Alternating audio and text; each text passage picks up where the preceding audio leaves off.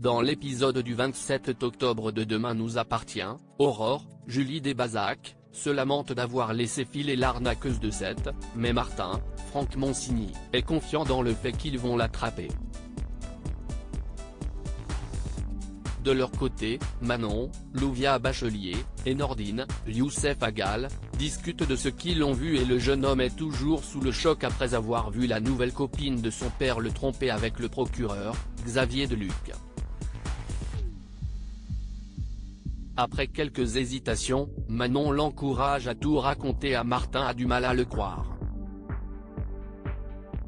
Nordine souligne qu'il s'agit peut-être d'un manque de communication et que Johanna, Emiliane, fréquente peut-être plusieurs hommes, ce qui fait soudainement tilter Martin.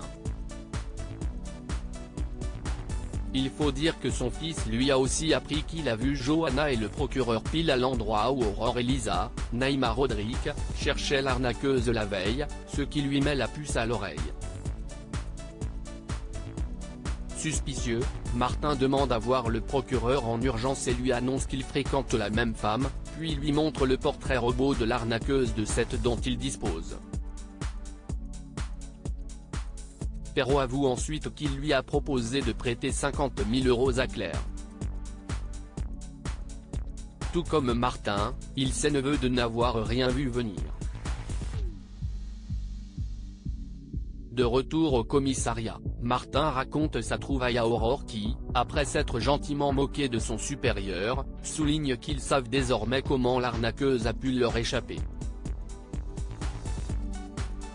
De son côté, Sébastien retrouve Claire à l'hôtel pour lui parler et explique qu'il sait tout pendant qu'elle fait l'innocente.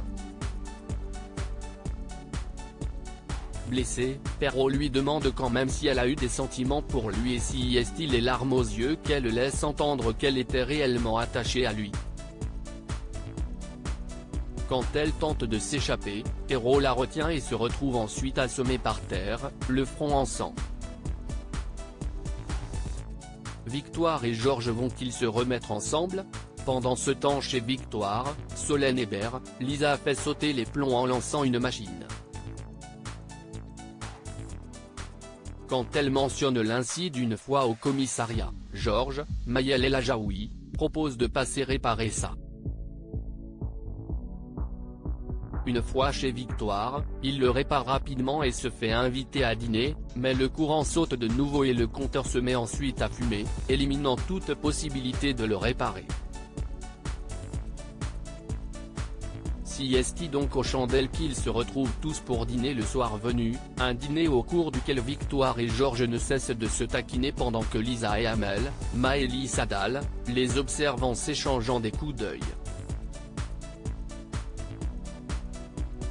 Plus tard, Lisa explique à sa sœur que Georges et Lisa étaient excises, et Amel souligne qu'il peut être difficile de rester ami avec son ex et que quelque chose pourrait se tramer.